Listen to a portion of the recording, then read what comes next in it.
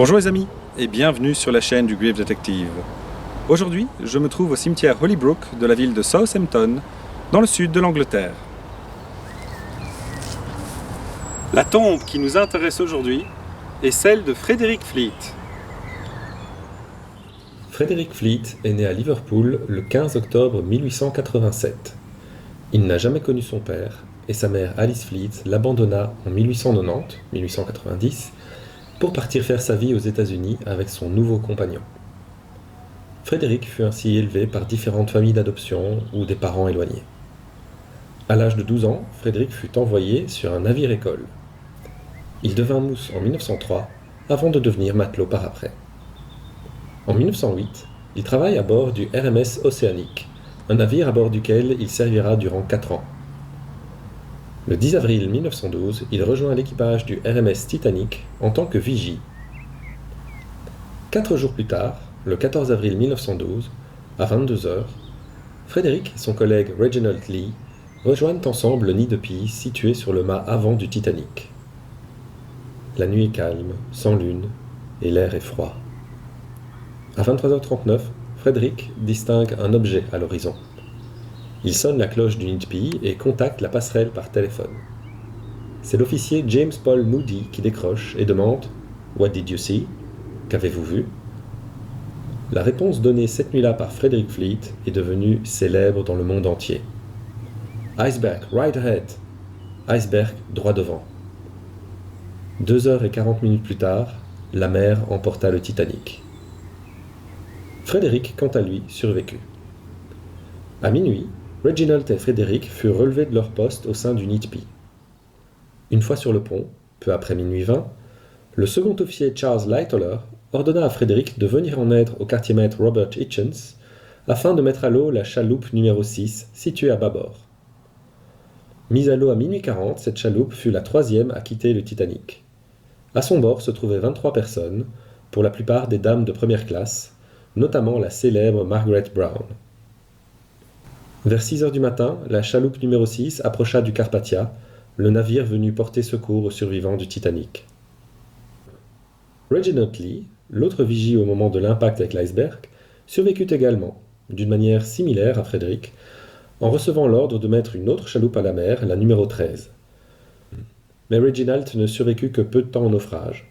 Il décéda un peu plus d'1 an plus tard, le 6 août 1913, victime d'une pneumonie. Après le naufrage, Frederick Fleet fut entendu par les 2 commissions d'enquête, américaines et britanniques. Fleet répondit aux questions avec beaucoup de prudence et indiqua ne pas avoir été équipé de jumelles cette nuit-là, expliquant ainsi qu'il aurait pu voir l'iceberg plus tôt s'il avait eu accès aux jumelles du nid de pie. Mais rien n'est moins sûr, si l'on en croit d'autres marins qui indiquent qu'une paire de jumelles ne permet pas forcément de voir les objets plus tôt. 2 mois après le naufrage, en juin 1912, Frederick servit comme matelot à bord du RMS Olympic, le navire sœur du Titanic. Mais en août 1912, il quitta la White Star Line après avoir remarqué que l'entreprise traitait de manière différente les personnes impliquées de près ou de loin dans le naufrage du Titanic. Durant les 24 années qui suivirent, Frederick continua à travailler comme matelot sur différents navires marchands, reprenant parfois même un poste de vigie à bord de l'Olympic. Le 17 juin 1917, il se maria avec Eva Ernestine Legros. Le couple eut une fille, Dorothy Frederica Ernestine, née le 24 novembre 1918.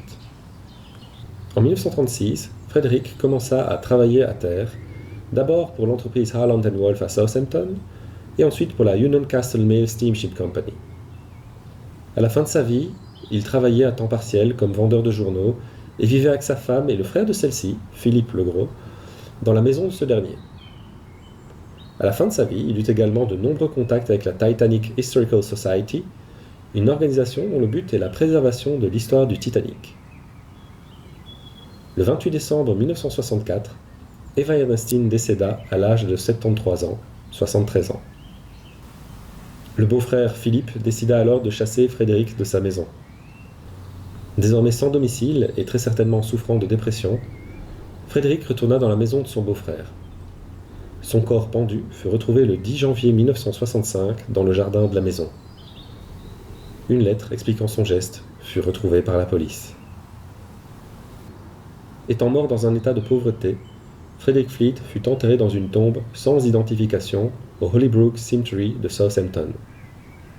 Néanmoins, en 1993, la Titanic Historical Society récolta les fonds nécessaires afin de placer une pierre tombale sur la tombe de Frederick.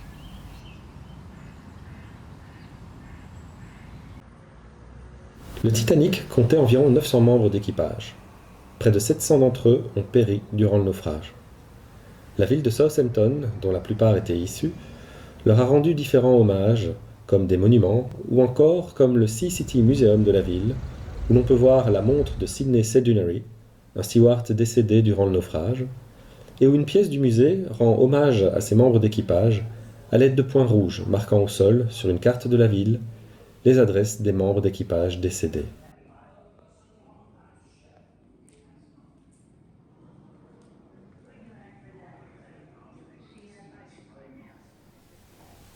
Telle fut la vie de Frederick Fleet, la vigie ayant repéré l'iceberg fatal au Titanic. Les amis, merci d'avoir regardé cette vidéo, j'espère qu'elle vous a plu, et j'espère vous revoir bientôt pour une autre vidéo. Au revoir.